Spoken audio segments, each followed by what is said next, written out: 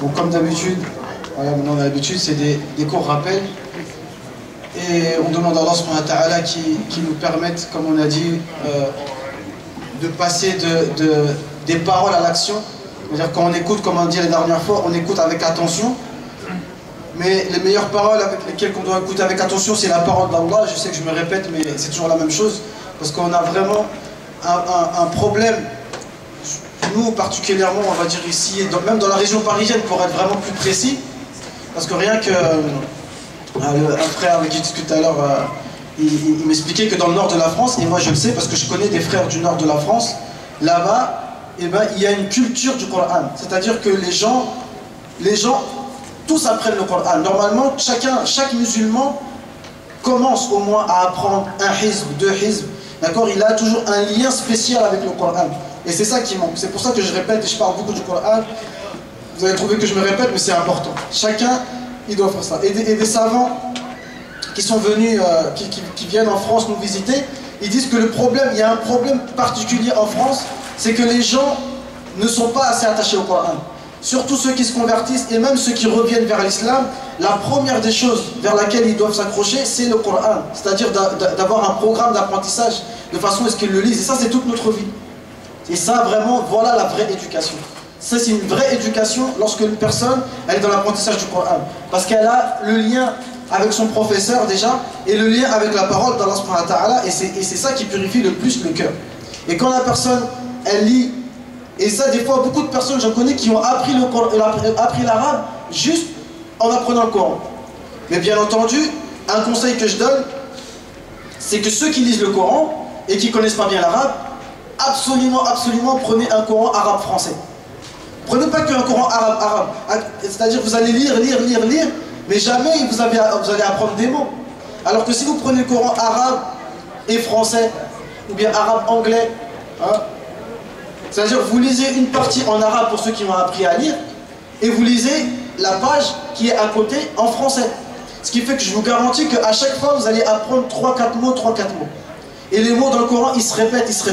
Donc si tu apprends une bonne partie du Coran, tu vas te rendre compte que sans faire exprès, eh ben, tu vas te retrouver à comprendre l'arabe. Et tu vas apprendre comme ça tout seul. Moi je vous le répète, moi j'ai appris l'arabe, j'ai jamais été dans une école, mais alhamdoulilah j'ai appris l'arabe juste en apprenant le Coran, en étant attentif à la traduction. Et ça c'est très important. Donc le sujet que je voulais traiter aujourd'hui, donc les sourates qu'on lit maintenant, si vous remarquez, elles sont toutes des sourates mécoises. C'est des sourates qui parlent vraiment du tawhid et de la foi. Que la foi rentre dans le cœur, et ça on ne le répétera jamais assez. Imaginez-vous que le meilleur enseignant, le prophète sallallahu alayhi wa sallam, pendant 10 ans, 13 ans à la Mecque, son message était essentiellement ciblé sur le tawhid, la connaissance d'Allah, le lien avec Allah. Savoir que ne pas être impressionné par les autres, d'accord? Les autres, les mécréants ils ont l'air forts, tu vois, par exemple, que ce soit les Américains, aujourd'hui c'est les Américains. Mais avant, il y a 20 ans, c'était qui? C'était les Russes. Et avant les Russes, c'était qui? C'était d'autres. Avant, c'était les Perses. Avant, c'était les Grecs. Avant, c'était les Romains. Et je ne sais quoi. Chacun, Allah, il nous cite dans le Coran que la retourne, comme on dit chez nous. Il ne faut pas être impressionné par les gens. Mais ce qui est la vraie puissance, c'est la puissance du tawhid, la foi. Parce que quand nous, on est avec Allah, c'est les armées des cieux et de la terre. C'est le Seigneur de ces gens-là qui est avec nous. Et tout ça, il faut que ça rentre dans notre cœur. Mais pour que nous, on puisse profiter des trésors d'Allah, comme on dit, pour qu'on puisse, on puisse bénéficier de l'armée d'Allah qu'elle soit avec nous, il y a des conditions que nous, on doit respecter. Et ces conditions, c'est de connaître Allah.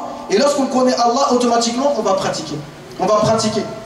Mais quand on ne connaît pas, même si on pratique, notre pratique, elle n'est pas pure, et on ne va pas en tirer profit. Il y avait un grand savant de l'islam qui disait: je préfère voir une personne égarée du droit chemin, mais qui réfléchit, plutôt qu'une personne sur le droit chemin, mais qui est sur le droit chemin, mais j'allais dire bêtement pratiquement, aveuglément. Il le fait parce que les gens font. Il est sur le droit chemin, certes en apparence, mais il le fait parce que les gens font.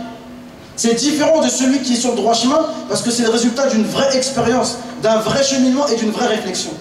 Donc tous ceux, que ce soit nous les convertis ou ceux qui reviennent vers l'islam, qui se posent la question: pourquoi je suis revenu dans l'islam? Pourquoi je suis à la mosquée? Pourquoi j'ai laissé passer ma barbe? Pourquoi je laisse mon qamis maintenant? Et les sœurs, pourquoi je mets mon hijab? Il faut qu'on fasse attention parce que des fois c'est un phénomène de groupe. On fait ça pour les gens, c'est un phénomène de mode. Est-ce que vraiment à l'intérieur de nous il y a un vrai cheminement qui se fait? C'est la question qu'il faut se poser. Donc c'est pour ça qu'aujourd'hui je voulais reprendre le sujet qu'on a fait la dernière fois par rapport à la musique. Parce que j'ai peur de ne pas avoir été assez clair.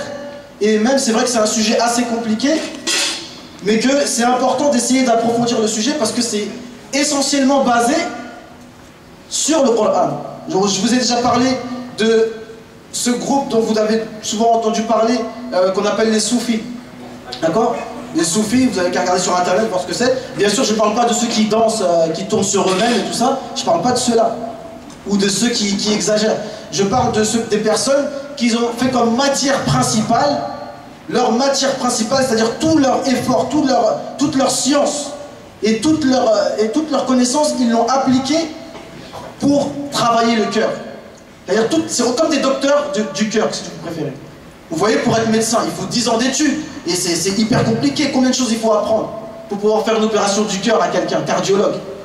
Ben, c'est la même chose pour la spiritualité.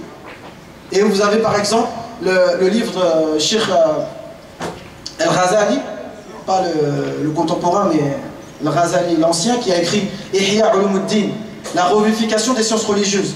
En fait, ce livre-là qu'il a écrit, la revivification des sciences religieuses, c'est qu'il y avait des soufis, c'est-à-dire des gens dont je vous ai parlé, qui s'occupent de l'adoration, mais des fois il y a quelques déviations, hein, ce qu'on appelle les turuq.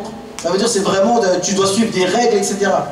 Donc lui, il a dit, j'ai pas envie de suivre ces choses-là, mais je vais puiser du Coran et de la Sunna, tout ça de façon à ce qu'on n'ait plus besoin de shir pour nous apprendre, mais on va prendre ce livre-là et on va pouvoir faire notre propre cheminement spirituel.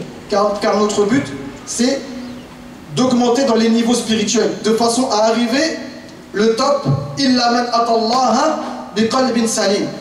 Allah il dit par la bouche du prophète Ibrahim, yawma la yanfa'u malun wala banun, le jour où l'argent ni les biens ne seront d'aucune utilité, seulement celui qui vient auprès d'Allah avec un cœur pur. Salim, ça veut dire quoi? Comme notre imam, machallah, il s'appelle Salim, et le président aussi Salim. Salim, ça veut dire quoi? Ça veut dire qu'il n'y a pas eu de changement. Salim, ça veut dire que lorsque tu es né, ton cœur était pur sur la fitra, sur la saine nature, et lorsque tu vas traverser ce bas monde, ce dunya, avec tout ce qu'il y a dedans, et lorsque tu vas mourir, il faut que ton cœur il soit pareil. C'est-à-dire que toutes ces choses de dunya, elles ne faut pas qu'elles aient d'influence sur toi, il faut que ta foi puisse garder propre ton cœur. Et ça demande du travail. Et on a parlé d'Ibrahim qui a le doctorat, hein, du tawhid comme on avait dit, hein, le plus haut degré. Donc pour reparler du sujet de l'écoute et du sujet de la musique. En fait, si vous préférez, quand j'ai réfléchi, bon j'ai pris plein de notes, mais si je commence à les prendre, je vais m'embrouiller encore, donc je parle directement. Si vous préférez, subhanallah, j'ai trouvé plein de trucs, mais je crois pas que j'aurai le temps de tout dire, mais Inch'Allah, qu'Allah nous facilite. Si on a l'occasion, en privé, on pourra peut-être en parler plus en détail. En fait, on a dit que notre but dans notre vie, c'est pas moi qui le dis, c'est la guider, c'est vrai ou pas? On veut être sur le droit chemin. Qu'est-ce qu'on demande dans la Fatiha tous les jours? Ihdina sirat al-mustaqim. Guide-nous sur le droit chemin. Donc la moindre des choses, lorsqu'on demande quelque chose, c'est que lorsqu'on sort de la prière, on fait l'effort pour obtenir cette chose. Imagine que quelqu'un dit « Ya Allah, donne-moi un enfant. Ya Allah, donne-moi un enfant. » Alors, il y a une histoire comme ça qu'on raconte. Un jeune homme va voir un alim et demande « Fais-moi dua pour que j'ai un enfant. » Alors il dit « Inch'Allah, je vais faire dua pour toi. » Il revient quelques temps après, je sais pas moi, un an après, il dit « Alors, t'as eu un enfant ?» Il dit « Non, j'ai toujours pas d'enfant. » Et il lui demande « Est-ce que tu t'es marié ?» Il dit « Non, je ne me suis pas marié. » Il dit « Subhanallah, commence par te marier avec une femme, bien sûr, hein, pas dans le musta'an. Commence par te marier avec ton épouse, fais les asbab. Moi je croyais que tu étais marié et que tu n'arrivais pas à la rêve, des fois comme on a récité tout à l'heure. Allah, s'il veut, il peut faire que l'homme ou la femme soit stérile. C'est Allah qui décide. Donc nous, il n'y a que Allah qui peut changer la donne. Bref, il faut faire les causes. D'accord? On fait les causes pour être sur le droit chemin. Alors, la différence, et est-ce qu'on peut comparer le Coran et la musique? Ce n'est pas comparable normalement. Mais lorsqu'on veut définir le Coran c'est quoi? On a lu aussi récemment dans une sourate qu'on a passée là. قُلْ هُوَ لِلَّذِينَ آمَنُوا هُدًى وَشِفَاء. Le Coran, il est pour les croyants, hudan, une guidée, wa shifa, une guérison. Retenez bien ça, guidée et guérison. Donc celui qui veut la guider, alayhi bil Coran. Celui qui veut la guider, il faut qu'il s'attache au Coran. Wa shifa, une guérison. Guérison de quoi? Alors retenez ça. De l'autre côté, on a la musique. Et on a la parole de Ibn Mas'ud qui nous dit que la musique fait naître l'hypocrisie dans le cœur. Et l'hypocrisie, c'est quoi? Encore une fois, quand on regarde dans le Coran, l'hypocrisie, c'est une maladie. Au début du Coran, surat Baqara, fi qulubihim marad, fazadahumullahu marada. Dans leur cœur, il y a une maladie, et Allah va leur rajouter de la maladie. Et Allah, il parle de qui? Il parle des hypocrites. Vous voyez, regardez, prenez le début du surat Baqara, Allah, il parle parmi les gens. Certains disent, nous croyons en Allah, et nous croyons au jour du jugement, mais ils ne croient pas. Ils font que mentir aux croyants. Et lorsqu'ils voient les croyants, ils disent, oui, oui, nous avons la foi. Et lorsque les croyants partent, ils disent, on était en train de se moquer d'eux. Nous, on est avec vous, en vérité, avec les hypocrites. Et parle des hypocrites. D'autres passages, par exemple, quand Allah il dit aux femmes du prophète, de ne pas parler avec trop d'emphase. Car celui qui a une maladie dans le cœur, il va entendre votre voix et il va commencer à se faire des idées. Donc on sait que l'hypocrisie, c'est une maladie. Et Ibn Mas'ud, si vous remarquerez, on entend souvent son nom. Dans les khutbah, les imams parlent souvent d'Ibn Mas'ud. Moi j'ai remarqué personnellement que Ibn Mas'ud, qui est un proche compagnon du prophète sallallahu alayhi wa sallam et qui fait partie des érudits, des gens de science parmi les compagnons. Et j'ai remarqué lorsqu'il parle, Ibn Mas'ud, moi personnellement, je remarque qu'il a souvent une forte sagesse dans ses paroles. C'est-à-dire que lorsqu'il dit des choses, ses paroles elles sont courtes mais elles sont très puissantes. Le seul exemple qui me vient à l'esprit, c'est une parole d'Ibn Mas'ud qui dit, le prophète sallallahu alayhi wa sallam vous a enseigné toutes les sunnas, toutes les traditions, toutes les voies de la guidée. Et parmi ces voies de la guidée, c'est la prière en groupe. Celui qui délaisse la prière en groupe, il a délaissé la guidée, la sunna, la guidée prophétique. Si bien que l'hypocrite, ma'loum nifaq, celui que tout le monde sait que c'est un hypocrite, il était là au premier rang. Et même le malade, même s'il est malade, il venait à la mosquée. Donc en fait, là, par cette parole, il est en train de dire que toute la religion, elle est comprise dans la prière en groupe. Fais la prière en groupe et après, laisse Allah faire le reste. Voilà. Alors, je reprends, le Coran c'est une guidée et une guérison. Donc une guidée c'est ce qu'on cherche, et la guérison contre l'hypocrisie et toutes les maladies du cœur. Et alors que la musique fait naître l'hypocrisie dans le cœur. Et quand Ibn Mas'ud dit quelque chose, on est quand même en droit de lui faire confiance. Car comme on a dit avec le professeur avec qui j'ai appris, il a commenté cette parole en disant que cette parole qu'il dit, elle est basée sur une connaissance de la musique et une connaissance de l'effet de la musique. Il ne parle pas comme ça. Et ça pourrait prendre beaucoup de temps pour l'expliquer. Mais il y a beaucoup de choses. Donc il faut qu'on fasse confiance dans un premier temps. Et si on veut vérifier, on peut vérifier. Alors, qu'est-ce qu'on peut rajouter? On peut rajouter que, et là, je vous prends le verset 35 de Surat Nur. Allah est la lumière des cieux et de la terre. Donc pour ceux qui connaissent le verset, de toute façon, je vais m'expliquer. Il y a trois choses. Premièrement, il y a l'oreille qui écoute. L'oreille qui écoute, comment elle est? Nous tous, on n'écoute pas de la même manière. On n'a pas déjà la même connaissance au préalable pour pouvoir comprendre les paroles qu'on va écouter. Chacun comprend en fonction de sa connaissance, de sa compréhension, de son intelligence. Mais au-dessus de ça, il y en a des personnes qui font leurs obligations, leurs 5 prières, zakat, le hajj, etc. Et il y a des personnes qui font plus que ça, ils font des prières en plus. Les prières qu'on fait pendant le ramadan, ils font ça toute l'année. En plus de la zakat, ils donnent en plus. Le hadith du prophète sallallahu alayhi wa sallam, il dit, une personne qui fait les obligations, elle a l'amour d'Allah. Mais le serviteur ne cesse de se rapprocher de moi avec les surérogatoires, jusqu'à ce que je l'aime. Et lorsque je l'aime, je deviens l'oreille avec laquelle il écoute, l'œil avec lequel il voit, la main avec laquelle il frappe. Dès qu'il me demande quelque chose, je lui donne. La conclusion, en fait, de tout ce discours, avant que je me perde, c'est comment on va comparer quelqu'un qui écoute par Allah. Car dans une version, il dit « Fabi yasma, wabi yubsir ». C'est par moi qu'il entend et c'est par moi qu'il voit. Comment on va comparer quelqu'un qui entend par Allah et quelqu'un qui entend par lui-même, avec ses mauvais penchants, avec sa nature, avec son ignorance et avec... Est-ce qu'on peut comparer? Ça, c'est juste au niveau de l'oreille. Donc la première lumière. Car si tu entends par Allah, si tu es arrivé au stade où tu entends par Allah, alors tu as une lumière dans tes oreilles. On a resté tout à l'heure dans les doigts, et les doigts normalement qu'on dit lorsqu'on vient à la mosquée. Regardez le lien toujours avec la mosquée. Lorsqu'on va à la mosquée, la doua que le prophète sallallahu alayhi wa sallam nous a enseigné, Allahumma ij'al fi qalbi noura, mets une lumière dans mon cœur, wa fi adhani noura, et dans mes oreilles une lumière, wa fi a'yuni noura, et dans mes yeux une lumière, fawqi, au-dessus de moi. Ça c'est la doua que chaque musulman doit dire lorsqu'il se dirige de chez lui à la mosquée. Oh Allah, donne-moi la lumière. Donc ça c'est la lumière, la première lumière. La deuxième lumière, donc la première chose c'est l'oreille qui écoute. Il faut qu'elle soit prête. Deuxièmement, la deuxième lumière, c'est la lumière de ce que tu écoutes. Soit tu écoutes le Coran, soit tu écoutes de la musique. On parlait tout à l'heure avec des jeunes, ceux qui écoutent du rap, même Kerry James, ou bien Mehdi, ce sont des musulmans, et je ne les connais pas personnellement, mais je le sais, ce sont des croyants qui croient en Allah subhanahu wa ta'ala, qui font leurs 5 prières et qui craignent Allah subhanahu wa ta'ala. Ça, je ne connais pas leur cœur, mais c'est clair. Et il y en a des centaines comme ça. Des musulmans croyants qui viennent, qui font le jeûne, qui font le siyam, mais qui font de la musique. Mais ces gens-là, même si tu l'écoutes et qu'ils te parlent de dîn, et qu'ils te parlent de bonnes choses, est-ce qu'on va comparer ça avec le Coran?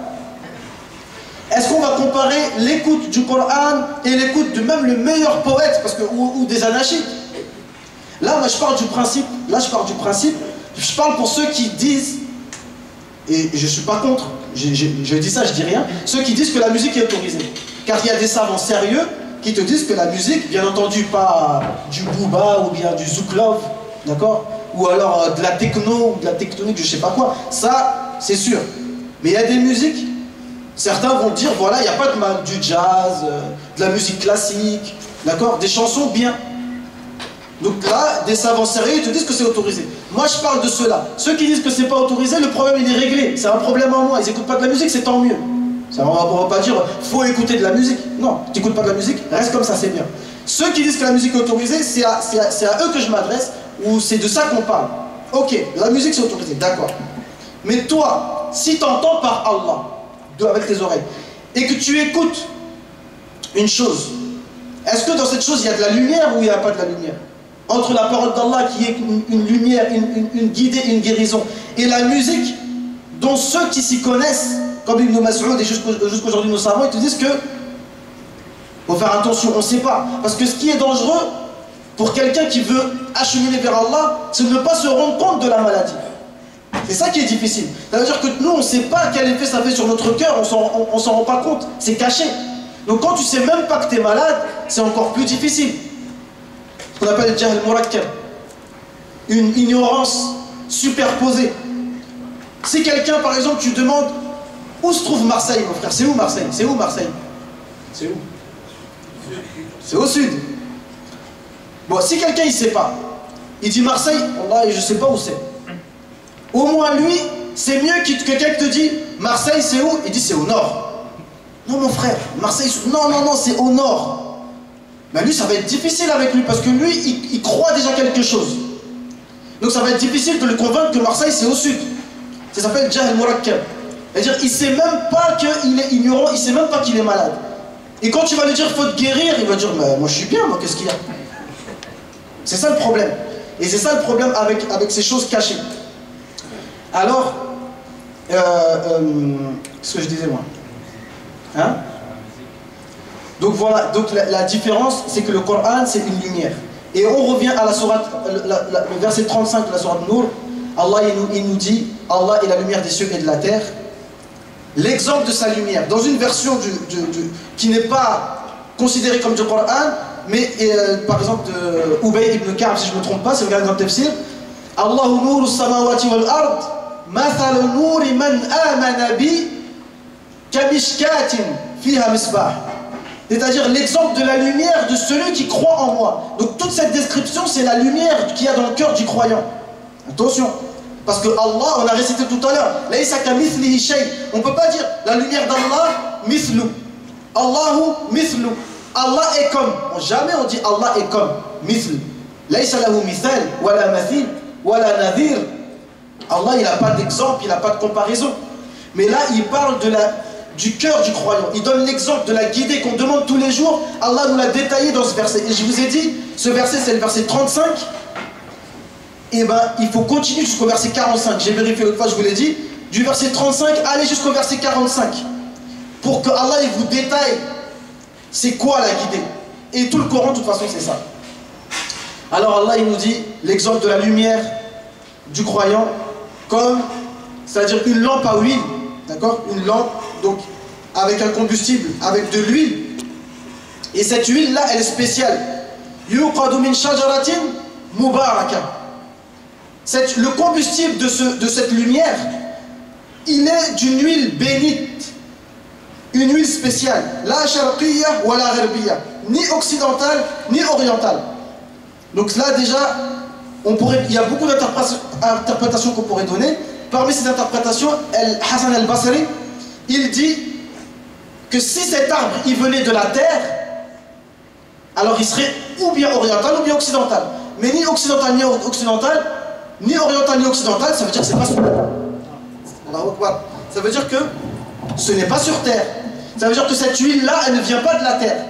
Et je reviens à ce que j'ai dit. Fabi yasma.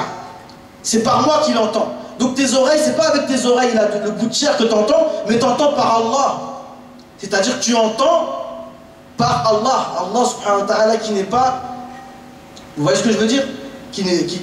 C'est une écoute. Tu écoutes par Allah. Min shajaratin mubaraka. Ni oriental ni occidental. Yakadu zaytuha yudri wala lam tamsasu nur. Et on dirait que cette huile-là est un combustible du feu, mais on dirait qu'il n'y a pas de contact entre les deux. C'est comme si l'huile ne touche pas le feu. Nourun ala nour. Lumière sur lumière. Ça veut dire quoi, lumière sur lumière? Ils ont dit, les Sahaba, ta'allamna al-iman. Nous avons d'abord appris la foi. Thumma ta'allamna al-Qur'an. Ensuite, on a appris le Coran. Fazdadna bihi imana. Le nour, et ça nous a rajouté de la foi, le nour de tes oreilles, plus le nour de la révélation du Coran, quand elle s'allie entre les deux, lumière sur lumière. Et Allah il guide vers cette alliance entre la lumière de ton oreille qui est prête à entendre le rappel et la lumière du Coran que tu entends, là, ça fait la guider. Allah il guide vers sa lumière qui il veut. Donc ça c'est, vous avez compris? Donc déjà, la façon dont on écoute et ce qu'on écoute. Et troisièmement, le résultat. Quel est le fruit de cette écoute? Si tu écoutes de la musique, finalement, à quoi ça appelle la musique? Même si c'est une bonne musique. Est-ce que quand tu vas écouter du Kerry James, ça te donne envie de faire la prière, de faire Qiyam Layl, de faire le jeûne? Pas spécialement.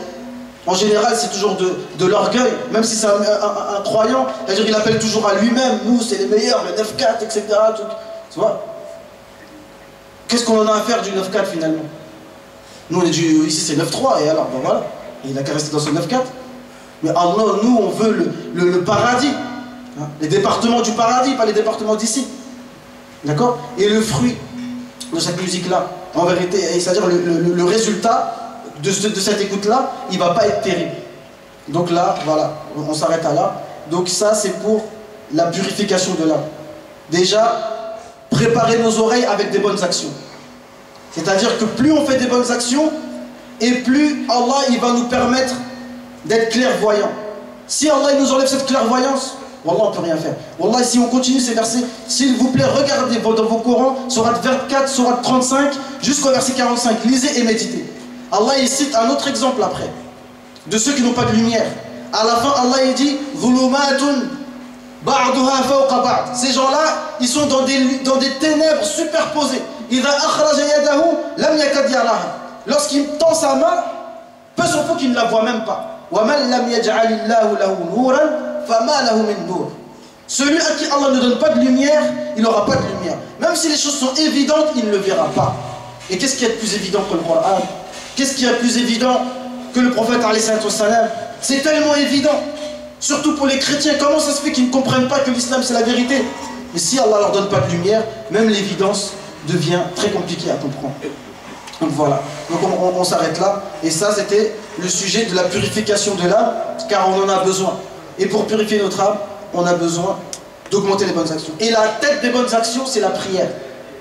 Et le verset 35, juste après, le verset d'après, Allah il dit dans des maisons dans lesquelles nous avons autorisé à élever. C'est-à-dire juste après, pour avoir cette lumière-là, c'est à la mosquée. Et subhanallah, le hadith il nous dit que quand tu vas à la mosquée, dis Allah donne-moi la lumière. Vous voyez comment tout se rejoint. Et pour terminer, lorsqu'on regroupe tous les versets du Coran qui parlent de l'écoute, Allah il nous dit par exemple وَإِذَا سَمِعُوا اللَّغْوَ أَعْرَضُوا عَنْهُ. Les vrais croyants, lorsqu'ils entendent des choses futiles, ils n'en ont pas besoin. Ils disent non, c'est bon, on n'a pas le temps pour ça. Sourate des croyants, قَدْ أَفْلَحَ الْمُؤْمِنُونَ الَّذِينَ هُمْ فِي صَلَاتِهِمْ خَاشِعُونَ. Certes, ont réussi les croyants, ceux qui sont concentrés dans leur prière, وَالَّذِينَ هُمْ عَنِ اللَّغْوِ مُعْرِضُونَ. Ceux qui se détournent des futilités. Un vrai croyant, c'est quelqu'un qui n'a pas le temps pour ça, Aslan. J'ai pas le temps. J'aimerais bien pouvoir écouter de la musique avec vous, mais j'ai pas le temps. Je suis tellement occupé. J'ai le jour du jugement devant moi. J'ai le paradis à gagner. J'ai l'enfer à esquiver. Bon, là, j'ai pas le temps. J'aimerais bien, mais j'ai pas le temps. Vous voyez ce que je veux dire? Les vrais croyants, lorsqu'ils voient des choses futiles, ils s'en éloignent noblement. C'est pas en disant mais qu'est-ce que vous faites? C'est haram, c'est ceci, c'est cela. Il s'en va avec le plus grand respect, il dit non, barakallahu fik, mais moi j'ai pas le temps pour ça. Vous comprenez ce que je veux dire? Donc voilà, qu'Allah subhanahu wa ta'ala nous permette en cette fin de Ramadan d'être parmi les gens qui ont purifié leur cœur et qui ont la clarté. Allah Azza wa Jalla dit, si vous craignez Allah, si on respecte les ordres d'Allah, yaj'al lakum furqana. Si on craint Allah, il va nous donner une clairvoyance, un discernement. Mais ce discernement, il ne le donne qu'avec la piété. C'est-à-dire que le vrai, tu le vois en tant que vrai, c'est clair pour toi. Et le faux, tu le vois en tant que faux, et c'est clair pour toi. Et c'est pas le contraire, parce que celui qui a une maladie dans le cœur, ce qui est mauvais, il va le voir bien et bon. Et ce qui est bon, il va le voir lassant, fatigant, contraignant, parce que son cœur n'est pas pur. Donc on demande à Allah subhanahu wa ta'ala qui purifie nos cœurs. Innahu waliyyu dhalika wal qadiru alayh. Allahumma a'inna ala dhikrika wa shukrika wa husni ibadatik. اللهم أعنا على ذكرك وشكرك وحسن عبادتك. اللهم تقبل منا الصيام والقيام. اللهم تقبل منا الصيام والقيام. اللهم اجعلنا من عبادك المقبولين. اللهم اجعلنا من عبادك المقبولين برحمتك يا أرحم الراحمين. وصل اللهم على سيدنا محمد وعلى آله وصحبه أجمعين. وآخر دعوانا الحمد لله رب العالمين. والسلام عليكم ورحمة الله تعالى وبركاته.